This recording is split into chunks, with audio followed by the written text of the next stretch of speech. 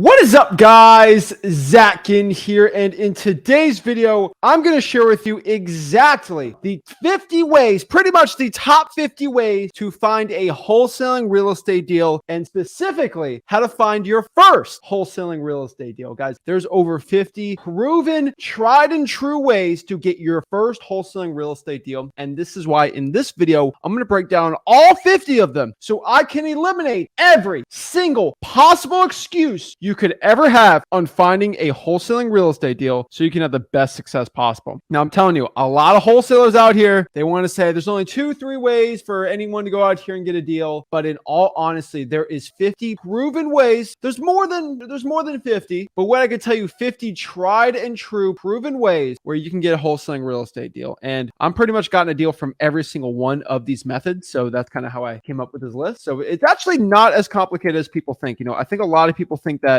they have to go out here and pull these insanely crazy lists that my guru says. And I could tell you, every guru has this thing on their list, and it's part of their secret programs that they don't want to ever talk about. But I'm going to reveal it today because, guys, I'm here to show you exactly how to wholesale real estate the right way, absolutely for free, so you can have the best success possible. So before I break it down, y'all know the drill. Make sure you guys go out here and smash that like button, hit that subscribe button, and comment below your questions. And I'm here to help you become the best wholesaler you possibly can. So without further ado, let's get it going. Let's get some deals and let's make some money. We're ready to go. We're excited. We're going to break down everything you need to know in wholesaling real estate on exactly how to get your first wholesaling real estate deal, the top 50 ways, marketing methods, any type of way possible to get your first deal. I'm here to help you, share with you how you can do it so you can have the best success possible in your own wholesaling real estate business. So I'm excited. I'm ready to go. And like usual, I'm jacked up to help you become the best wholesaler you can possibly be. So without further ado, let's talk about it. Let's get into it and let's just quit the fluff and let's break this down exactly everything you need to know about getting into wholesaling real estate and getting that first deal, because that first deal is everything for you starting out. You know, that first deal is going to be the thing that's going to catapult you to wholesaling real estate success. So let's break down these 50 ways, methods, marketing, whatever you want to call them, that's going to lead to you having wholesaling real estate success. So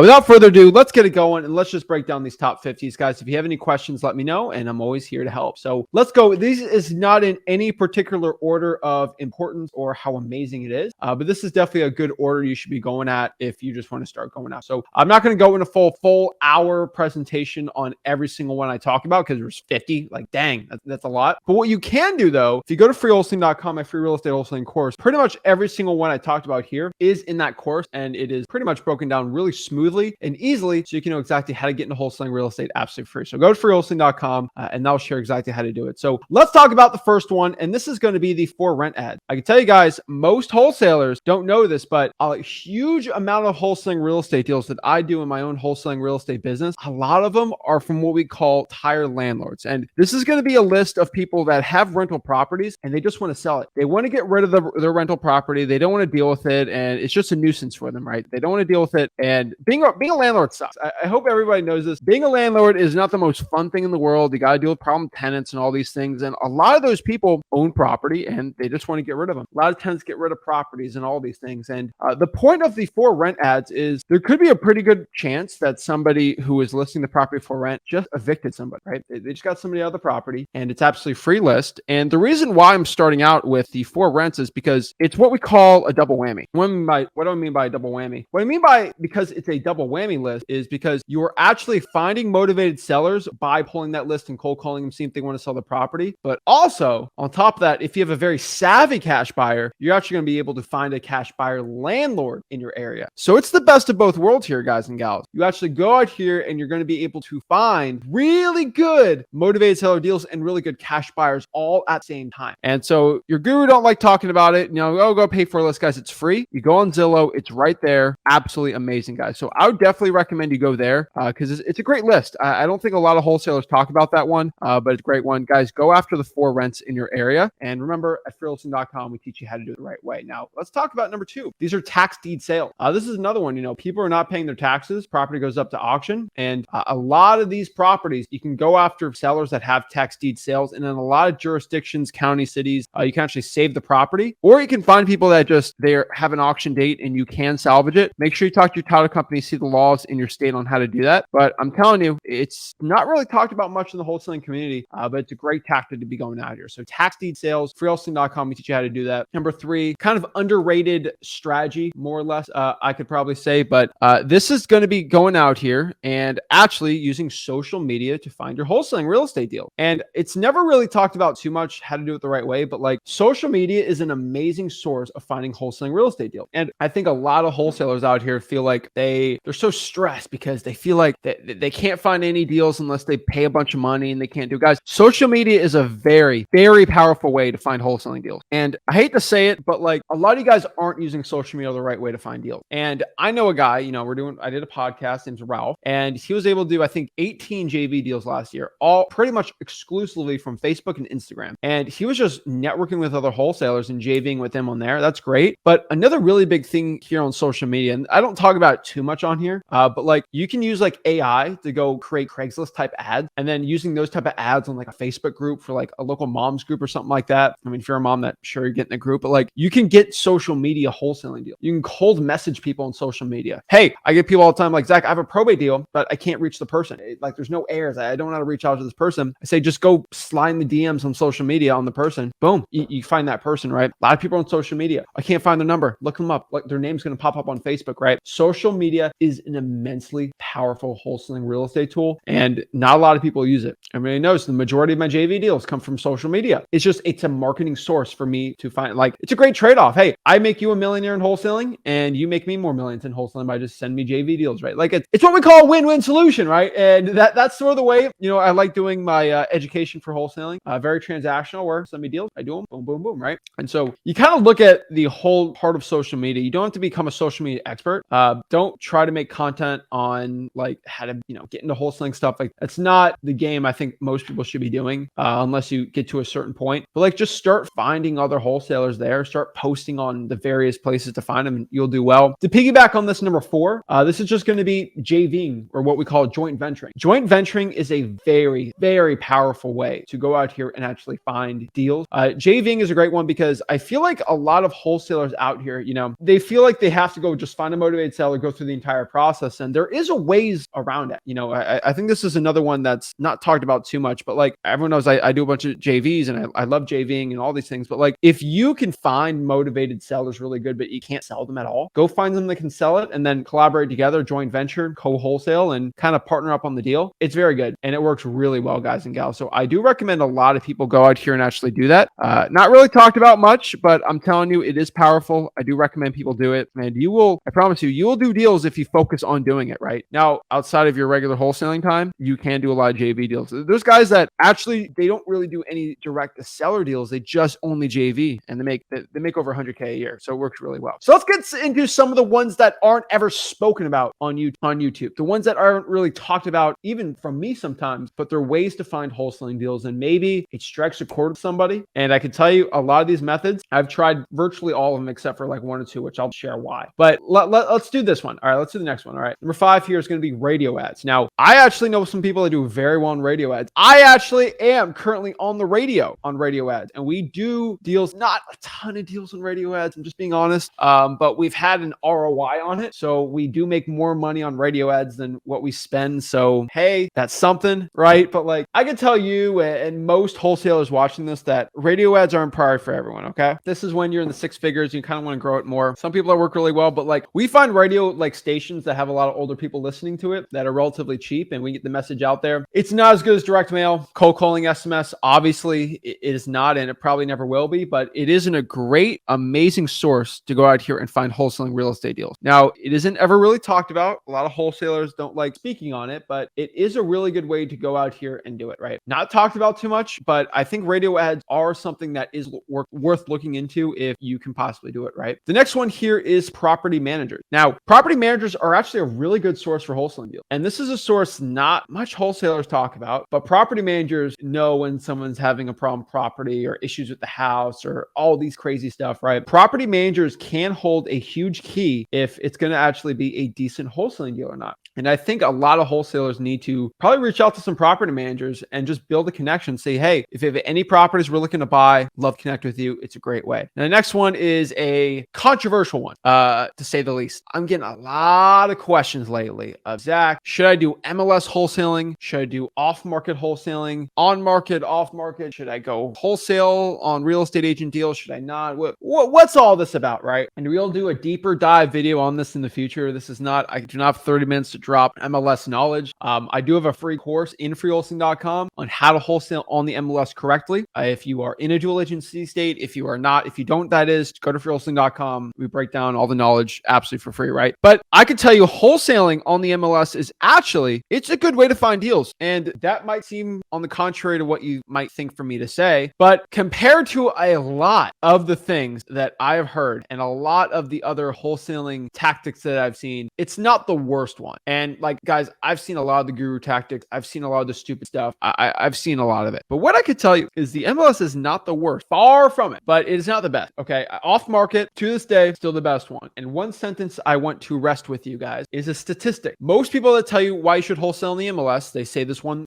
thing. 95% of deals are sold through the MLS. So why are you only trying to wholesale only 5% of the deals? Boom. Roasted. MLS is king. Right? It's a funny statistic, but it's absolutely a true statistic. I think 94% of properties are sold in the MLS, but that's not the number I'm looking at. I don't care about the $1 million penthouse mansion overlooking Central Park. Okay. I only care about one statistic for wholesaling real estate. What's the percentage of deals that are sold below the market value? Like 25% below what the thing's actually worth. You'll find out over 90% of those deals are sold off market. So if I know 90% of all properties sold for below insanely profitable levels, like below really deep discounts or mostly all off market, why don't I go after those? And so that's the thing I think a lot of people want to understand. It's like, well, most food's junk food, so you should be eating junk food. What about healthy food? Oh, most healthy food's organic. Oh, I'll get organic then, right? Guys, a lot of people are looking at statistics through a skewed lens when it comes to MLS wholesaling. I love MLS wholesaling. Still, if you're an agent, I still think it's something you should consider. But what I can tell you, it's really overhyped. A lot of gurus think, okay, this is a different strategy I could sell you a crazy course on. There's probably 4 courses, probably 12 after this video, because some gurus are going to see this video. I'm like, oh, I'm going to create a new course on how to wholesale on the MLS. Not the biggest fan of it when it comes to off market, but it's still not a bad way. You know, there's good ways and bad ways to get into wholesaling real estate. I would not say this is a way that's going to absolutely like fail you, right? I don't think it's going to be something that's going to fail you, but it is a decent one. And it is still one that if you are really bent on doing it and you really want to do it, go do it. All right, let's check that out of there. Next one here. This is going to be the IRS Debt Lien List. Guys and gals, this is going to be a list of people that are behind. The IRS puts a lien on the property or on your bank account or on your personal name. We like it when they put it on a property, wink, wink, where you don't pay your income tax. You don't want to become like Wesley Snipes and not pay your income tax after racking up some money. And really, I will tell you, the IRS will come for you if you do not pay your taxes. And I know the IRS likes watching probably. So I'll tell everybody, pay your taxes, pay what you owe, and pay whatever your accountant tells you to do, okay? Do everything you can to write off what is legally yours, but just pay the taxes. This is my personal philosophy, and a lot of people don't like it. Rick's a little different, but this is me. I would rather overpay my taxes and not have the IRS mad at me, and they just give me some extra money, versus me underpaying, and then they attack me and give me an 8% penalty, and then I get letters, and I got to do this, guys. I once forgot one line on a form 2 years ago, and the IRS, it made me spend 4 hours to correct that one thing over one little thing. It's got to be perfect. Everything's got to be perfect with them. Make sure you get a good accountant, but like, just pay your tax. Because why am I telling you this? Because if you don't pay your taxes or you're off by a little bit, the IRS, even if it's a small amount, they will garnish your wages. They will go after your property, not after, but they'll put a lien on the property. They'll take your social security. They'll do a lot of crazy stuff. Reasonable. We love the IRS. So for a lot of people that think they can get away from the IRS actually knows, and everyone knows, no, I'm not trying to scare anyone, but the IRS actually knows how much you actually made this year. They actually know. They have the number. They're waiting for you to report it. And if you don't report enough of it, they're going to say, oh, you're wrong. Well, why didn't you just tell me in the first place? Well, you got to guess. And if you guess wrong, we're going to charge you extra money, right? So the IRS knows how much you make. A lot of people think they can slick it through and be all cute and sexy with it. And unfortunately, what happens is the IRS will say, oh, you're wrong. And then if you can't prove that they are wrong, which is very hard to do, they will put a debt lien list that is almost impossible to wipe unless you pay them, which sticks on records for a very long amount of time. A lot of these motivated sellers have IRS liens on them when they don't pay their federal taxes. Now, I'm I'm in Florida. There's no state income tax. Woohoo. So a lot of people, they're not used to paying income taxes, usually for state. So there's no state really debt lien list. But if you're in a state, let's say for like Georgia, because I don't live in Georgia, I can say this. They are for a state that's very, they're kind of in the middle. Their Department of Revenue is very aggressive, like very aggressive for a state. California's like this too. Find the state revenue income tax liens too. Those are great too. Those are a good ones. Now, on top of that is the credit card debt lien list. So you just go to public records. Remember, at freeholding.com, I break down exactly how you can actually pull this list and actually do it. But the credit card debt lien list, absolutely amazing list, highly recommended. I absolutely love this list. You go to the public records and you can actually go by liens. It's an amazing list to be going after. The credit card debt lien list, it's on fire. It's amazing. Okay. Kind of like the IRS debt lien list. This is a list of people that are behind on their credit card payments. And it's amazing, guys. And then you guys can do pre-foreclosures for free also and all these things, but there's a million ways to do it. Next one, this is not talked about much. So this is the one that I actually have never tried. And this is one of I think the only one on this list of 50 I've never tried, but I want people to understand you can do it. I'm not a fan of it, but I want you to understand that there are people I know that get a lot of deals from it. People will slap stinking stickers on everything. And what I mean by this, they will literally slap stickers. Like they'll get We Buy Ugly Houses cash stickers, slap them park benches, slap them on trash cans. They'll slap them everywhere because they're really cheap and they stick forever. I'm not a big fan of those things. I think it's littering to a point, but it is a tactic if you want to go out here and do it right. Not highly recommended, but it is a way for you to do it. So that is a way you can, but just understand that you can get in a little bit of trouble doing it if you don't do it the right way. Next to number 11. This is a big one. This is one I really love to do, but this is driving for dollars. Guys, if you have never heard me ever utter the sentence driving for dollars, you know something is wrong with you, because I have said the word driving for dollars probably 5 billion, kajillion, chameleon times. Okay. I say the word driving for dollars more times than I can count. Okay. Because it really works. It is a top 5 marketing tactic. It is one of the best ways to find really deeply discounted properties. And it's an amazing way to find wholesaling real estate deals. Trying for dollars, super underrated. Number 12 here, guys, we got to get to 50. Guys, there's a lot of ways to find deals. You're figuring it out. Facebook ads. Some people work really well on them. Some don't. I've done deals on Facebook ads. I'm not the biggest fan of it. I don't actually currently run any Facebook ads in my own business currently right now. I've gotten deals from it, and still to this day, I even hopped on a podcast with somebody and they got 8 deals from Facebook ads last year. So they work in select markets. It does work. Number 13, estate sales. Guys, very not talked about too much, but estate sales are actually a decent way to find wholesaling real estate deals. Now, estate sales are always a little different, every type of one, but like usually someone's just selling a property after they die, or sometimes they just sell the whole estate after a divorce, something crazy happening, right? Some Saul Goodman type stuff. But really, estate sales are really good. And then you just contact the owners of those properties. It's a great one. 14, door knocking. Not for the faint of heart, but it is something that does work if you do want to commit to it. Not the sexiest one, but they do work, right? And I think it's not talked about too much, but door knocking is a tactic. I'd recommend like a reverse driving for dollars or something like that. But hey, it's up to you which ones you really want to do. Okay, there's a million ways to do it. Next one is going to be door hangers, right? Door hangers, very similar to reverse driving for dollars, right? It's a good tactic. It's kind of like a sticky note, except it's a little more professional and just put a door hanger on there. I prefer sticky notes, but some guys don't like that. They like the door hangers better and they stick sometimes more, and go do it, right?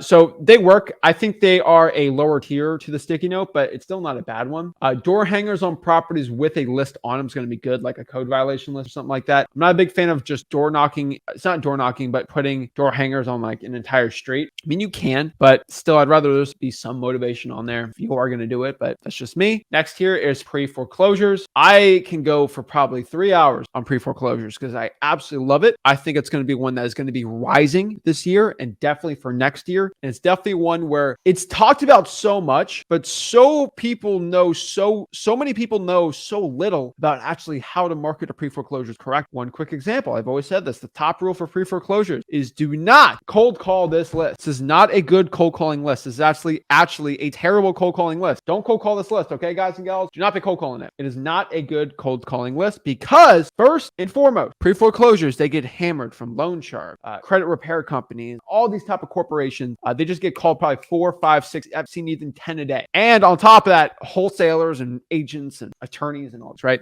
So it's not a good list to cold call, but it's a great SMS text blasting list. Now, SMS text blasting is on the list because it's not a way to find a deal, right? Like it's a marketing medium. And so still, it's a good list. Pre-foreclosure, just know how to do it the right way. I would say texting and reverse trying for dollars. Heck, even throw a door hanger in there if you really want to do it. That's probably gonna be a good way to do it too. Now let's go to 17, direct mail. I absolutely love direct mail. And I think Rick kind of touched about direct mail the other last Friday on it. So I won't get into a full direct mail breakdown today on it, but I love direct mail. I think direct mail is going to be a very underrated marketing aspect for so many. And it is really underrated because I don't think it's praised or talked about enough because it's kind of for like a higher level type of wholesaler, right? It costs a lot of money relative to other marketing channels. So it might not be the most popular one. But what I could tell most people watching this is if you are trying to get some more deals and you're a solopreneur, direct mail could be a really good one. Everyone knows, go to mailingmastery.com, learn how to do it the right way. That's going to be a big key factor for you to become successful, right? Let's talk about number 18. So I got to actually remove some of these lists because I can't get more than, I think, 100. I already got some. All right. So next one here is going to be the eviction list. Kind of like I talked about the tired landlords. The for rents is like a blanket one, but the eviction list is really when you get some really tired, like you're talking to some people that are just done with the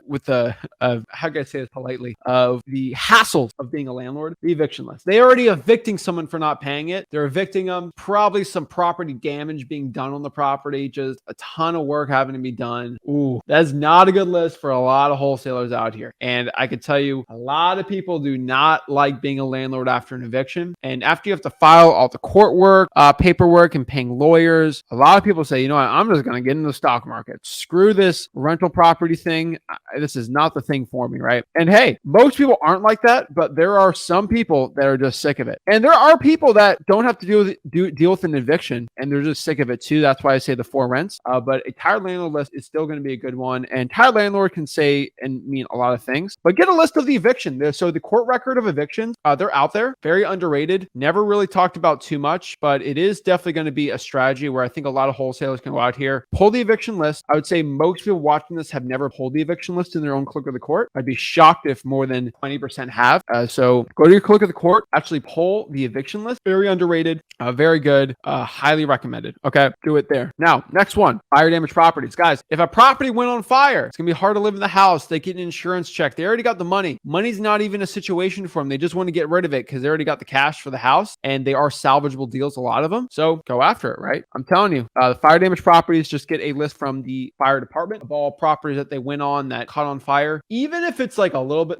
even if it's a little fire, all calls, great one. Fire damage property list, highly recommended here. And the cousin of the water shut off list, of the fire damage property list is going to be the water shut off list. I'm telling you guys, the water shut off list, highly recommended, super duper underrated list. The water shut off list is one I highly recommend. Not a lot of people are doing it, but if you go to the utility company and actually find people that are going out here and having their water shut off due to non-payment, it's an amazing list. You can actually do very well with this list and it'll give you a lot of success in wholesaling. The water shut off list, highly recommend it. Now, the next one here is going to be the probate list. I love the probate list. Guys, I've said the word probates probably more than anyone. Maybe cold calling have said the word more, but like, guys, if someone passes away and there's heirs who aren't emotionally attached to the property and the house is ugly, come on, it's money right there. Probate list, highly recommend it. Another great one is the divorce list. It's a good, all right, you know, not a great one. I'd say it's a good one, like compared to the probates, right? Like it's kind of like comparing really good pizza to like Domino, right? Like most people have like a pizza chain that's like mom and pop. They put their love and soul into the pizza with really good garlic rolls. And then you got like a Papa John's or Domino's. And that's no attack on Papa John's or Domino's, but like, you know, like I have one near my house and it's like a guy from, it's a wife and a husband and they are Italian, second generation Italian. And they are, oh my gosh, it is so good. And it is amazing pizza. And there's this other guy across the street from him. And it's amazing. And he has he was from it's New Haven Pizza, and the guy, like the person who made New Haven style pizza, the creator of it, it's his like second cousin or something, and like grew up in that shop, and he makes it, and oh, it's so good. And like you go to like a Domino's or something, it's like it's good, but it's not as good. And so Divorce List is probably like the Papa John's of how I say the marketing list, right? It's pizza. It's gonna taste good no matter what. But is it gonna be as good as the Watershoff Probate List? Probably not. Am I gonna eat it? Still, yeah. Okay. Everyone knows pizza. I love it. Okay. Now, Divorce List. The biggest issue that I've seen with the Divorce List is, just think about it. You got a couple splitting up, right?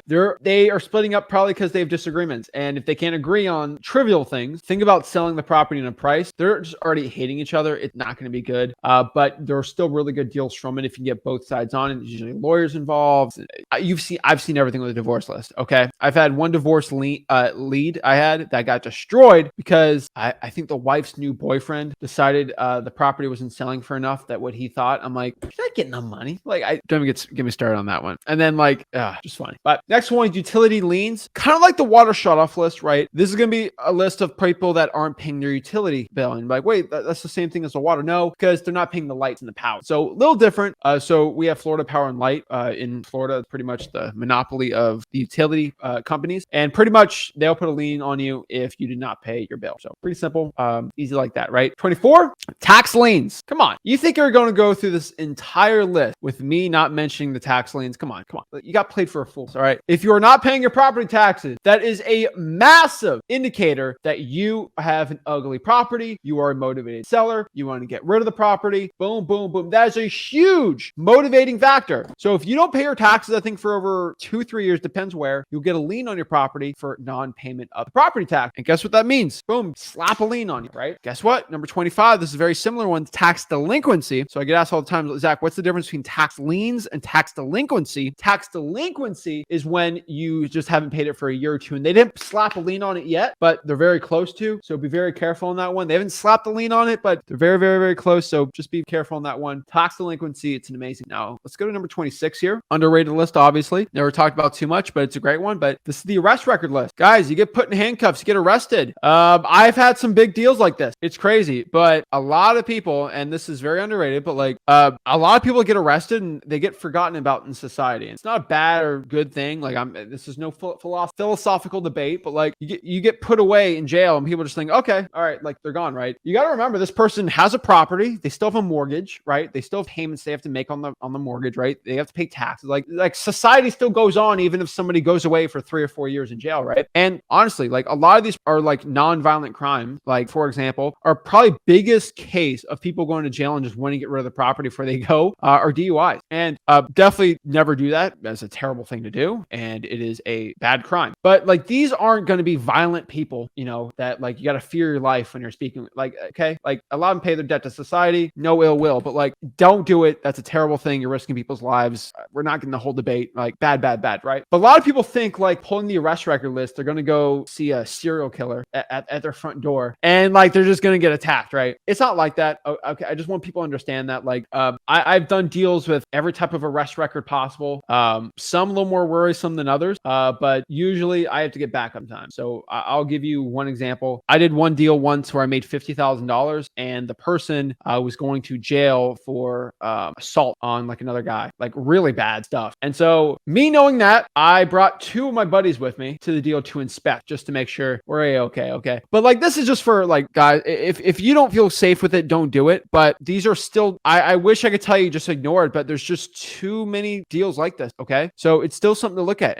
And those people aren't going to attack you. Okay. Like just telling you, like 99%. So just be okay with that. But like these arrest record lists, they're going to jail. Like they got to sell the property. No, they're not going to be able to make payments on. They're not making any money while in prison, right? Like, buy their property for cash. Like I'm just telling you, like it's not, a lot of people forget about this. People don't want to deal with it. But like if you're someone who's willing to do it, and if you can go with some buddies to help you out, like just as backup, you're fine. Okay. And I don't want to say this, I feel like this is, underpinning when I say, but like somebody's going to jail for like 5 years. Why are they going to do something to go to jail for even more years by doing something more criminal? Like most people don't. But like, so telling you guys the arrest record list, it's a good one. Highly recommend it. If you are someone that's comfortable with it, it is a good source. I see a lot of people just, they don't even remember it or they don't think about it. And they're like, oh, my mortgage is so saturated. Do you pull the arrest record? No. Like I have these conversations on a daily basis. These are deals. So like I'm telling you guys, do it. If you don't feel comfortable with it, just virtually wholesale. No one's going to attack you over the phone. You'll be fine. Okay, guys. Now, number 27 here. This is another one. It is a cousin of the arrest record list. And so it's, I guess, the same list. It's not the same list. So let's talk about the bail bond. Okay. Now, the bail bondsman is a very, very sneaky ninja tactic nobody ever talks about. These are secret guru core secrets that nobody wants to talk about. This is on the DL. The gurus are screaming, probably throwing stuff on their phones and their TV right now. Zach, don't reveal the bail bondsman secret for finding deals. I don't give a smack about these broke gurus because I ain't a broke guru and I just want to flex on them. So let me flex by helping you make more money in wholesaling. Okay. If you'd let me, let's do it. Okay. So let's talk about this. All right. Now, number one, bail bondsmen work in a interesting way. So people get arrested. Let's say they got, I don't know, shoplifting. Okay. $15,000 bail. Most people, I don't have $15,000. Well, if you don't have $15,000, you're going to rot in jail for like a year and you might get off innocent. Or for a lot of these things, it's like, you know, like the way I've seen arrest records, and because I study law a lot, because I had to in college a lot, but like if you get like a third degree petty theft, like you steal a thing of makeup, right? Like you're not going to go to prison for 14 years. Okay. Then you ain't going to do hard time like that. You're probably going to be on probation. You pay a bunch of fines, or worst case scenario, you get like 15 days in jail or something like that. Right. Now, every case is different, obviously, but like it's a plea deal, you get out, right? That's how a lot of the lawyers make that work. Right. So, but the problem is you won't get that court date for like 4 months. So you don't have to spend any time in jail. But if you don't pay your bail, you're going to be stuck in prison for like a year or 2 years until, you know, they get that thing done. So you pay the bail. But like, I don't have 15 grand. Am I going to rot in jail? No. So we have these things called bail bondsmen in the United States where if you're outside the United States, why I'm trying to explain this, because there's a lot of people around the entire world. They're like, how does this legal system work in the United States? It's so weird. So basically what it is, the bail bondsman's got the money and they'll put up the 15 grand and they'll charge you like 10% of the bail. So like $1,500 and then you pay that at the end after you get the bail back. Now, the bail works in a way where you're free to go because you're innocent until proven guilty in the United States. But if you decide to, you know, skip town, move to Guadalajara, Mexico, and, you know, because you feel like you're going to lose your case, then your bail is actually kept with the court and they keep that. And then they try to find, you know, your fugitive of the law, stuff like that. And then we got the funny stuff. R.I.P. Dog the Bounty Hunter. R.I.P. One of the GOAT bounty hunters. Love Dog. I'll tell you, I used to watch Dog the Bounty Hunter when I was like sick for like hours in the morning before school. Love Dog the Bounty Hunter. Mentioned direct. He loves Dog the Bounty Hunter too. But all right. So like that's where they got all the bounty hunter stuff like that. Okay. So basically then they try to get you and then the bounty and then all the fun jazz, right? Okay. So the bail bondsman though. So let's say you have let's give an example here. And this is actually how you find deals. So I'm trying to explain this the best way. So a bail bondsman, let's say you have $100,000 bail and you decide you're skipping town because you did the crazy crime and you don't want to go and you know you're getting guilty. You don't go to jail for 30 years, whatever. Usually if you're going like, if it's a bad crime, like one of the no, like very, very, very, very, very, very bad ones, which I will not mention because it's a bad keyword for YouTube, but I think you guys know who I'm talking about, those type of crimes. You get like $1 million bail, like something crazy high, right? And so if you have like $100,000 bail, like I said, 10%, it'll charge you $10,000. Now to make sure if you skip town, that bail bondsman's out 100 grand. That's a lot of money for a lot of businesses. What the bail bondsman's going to do is you have to agree, they're going to put a lien on your property for $100,000. And so they can actually foreclose on your property if you skip town and they're out 100 grand, they just take over your house. And a lot of people actually do that. They get the house for like whatever price or whatever, because the bail, they write bail really weird ways. So a lot of these bail bondsmen they want their 100K and then they put the property on the market, or sometimes they get a portion of it. It's all which way, but a lot of them just get the house. Some do, some don't. But like, so you got a lot of these bail bondsmen that people skip town for a jail crime and they just have this property. And usually it's an ugly house. And it's a good little connection. We do deals with bail bondsmen. It's an interesting connection to have. But bail bondsmen, they have a lot of cars. They get a lot of real estate, jewelry, stuff. Like it's interesting. But bail bondsmen, very underrated. Never really talked about in wholesaling real estate, but definitely highly recommended. Very, very interesting. So bail bondsmen, we have actually a entire breakdown on freewholesaling.com, actually how to do the bail bondsman list, how to call them, scripts, how to talk to them, actually get these deals. But bail bondsman, amazing list. Number 28, code violations. Guys, I hope you're wow, there's a lot of ways to find wholesaling deals. I only thought I would have to drive for dollars or cold call a government list to get a deal. Guys, there's a lot. Okay, let's get back to government list. Code violation. I've said code violations a lot. People that are basically behind on code. They're literally code enforcement in your county or city is driving right now in the city. Let's do Harris County, Houston. There's a Harris County code enforcement officer right now who is driving in Houston in the hottest areas looking for ugly houses to put fines on. And then they write write that list down and they put in their database.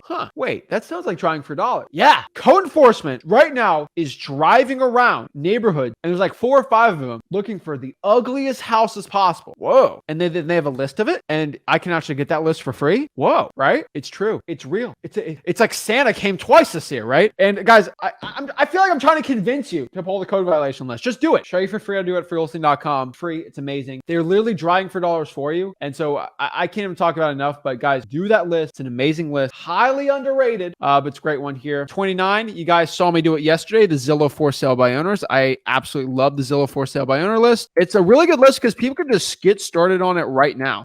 They don't have to get crazy complicated with the thing, with their wholesaling. But like, these are people that just list the property without a realtor and they just want to get rid of the property, right?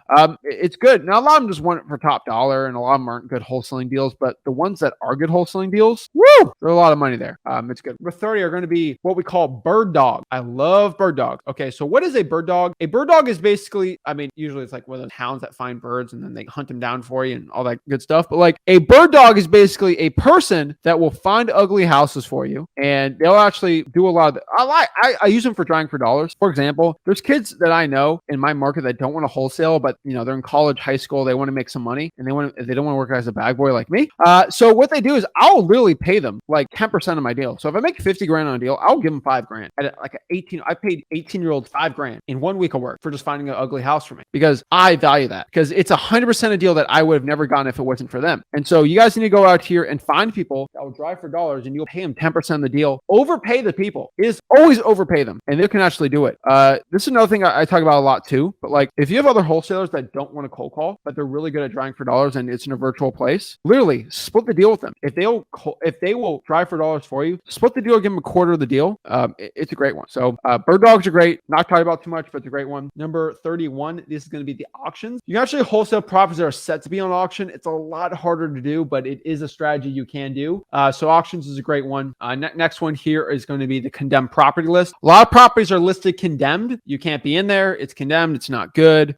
Condemned is basically, it's kind of like a declaration from the government that is unfit for use. Sometimes it's going to be demolished. Sometimes it's just there. You actually uncondemn a property by fixing, I think, the code issues on it. So it's not like it's a death sentence for the property, but it is something that you can kind of go out and fix it too. So not the end of the world here, but you can do it. So condemned properties are a good one. You can get that list pretty easy. But yeah, government list like usual. Next here is going to be the high equity list. Another very underrated strategy. But guys, high equity, what is equity again? Equity is basically a percentage of how much is owed on the property versus what is worth. So if I have a house worth 100 grand and I owe 40,000 on it, that means I have $60,000 in equity. $60,000 divided by what it's worth, 100,000, it's going to be 60% equity. High equity, get that from listria.com, zachdata.com, any of the paid list services out here. Really good one. Next one, expired MLS listings. It's a good list, guys. People that the listing did not work on the MLS, and now they're just sitting on the property because it did not sell. And then usually time they get a little more motivated. Expired MLS listings, highly recommend it. Next one, something that I think I'm sick of saying because I've said it so many times, but nobody else besides me and Rick talk about it. So I guess I have to keep the flame going. The flame has to keep burning, but reverse drawing for dollars. Guys and gals, you need to be reverse drawing for dollars. This is when you get in your car, let's go to let's say we do the code violation. We put yellow sticky notes. I write something on a sticky note. Hey, this is Zach. I had a quick question about your property. Please give me a call back, and put your Google Voice number, slap that on a bunch of houses, and then have them call you. It's a great strategy because the leads come to you. Freewholesaling.com, break that all down. Next is the Tired Landlords. And wait, Zach, you already talked about the eviction list. I thought that was the Tired Landlord list. The Tired Landlords is actually a list you can get from like PropStream, Batch Lead, where it's a list of people that own rental properties that have owned it for a while. And so that's a different type of Tired Landlord. They've owned it for a while. They just want to get rid of it. Sometimes it's off of age too. So Tired Landlords, it's a great one. Batch Leads goes off of age too. So that's an interesting one to do. Next one is Probate Letters. So this is basically a letter of a probate, basically stating, hey, sorry about your loss. In the event you're looking to sell, please let me know. I'm looking to buy some property cash. If not, have a great one, right? We actually have a free letter template you can download and then start printing them for free. And then Rick goes over that. It's at freewholesaling.com. Freewholesaling.com is probably the word I've said the most ever on this channel. But freewholesaling.com, FREEWHOLESALING. Freewholesaling.com. Okay. Freewholesaling.com is highly recommended. It's an amazing list to be going after.